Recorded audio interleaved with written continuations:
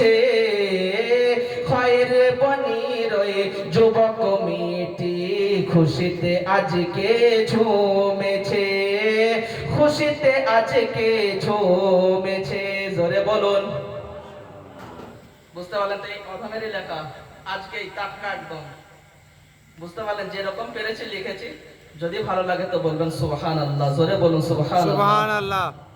হাজার গোলাপ রজনীগন্ধা গেন্দা ফুল আর ডালিয়া। এখানে তো শুধু গেন্দা ফুল রয়েছে, চাঁদা চড়ানোর সময় অনেক রজনীগন্ধা অনেক গোলাপ ফুল ছিল। বুঝতে পারলেন তো? সেই জন্য কি লিখছি না, হাজার গোলাপ রজনীগন্ধা গেন্দা ফুল আর ডালিয়া, গেন্দা ফুল আর ডালিয়া। আর জলসা কমিটির সঙ্গী সাথী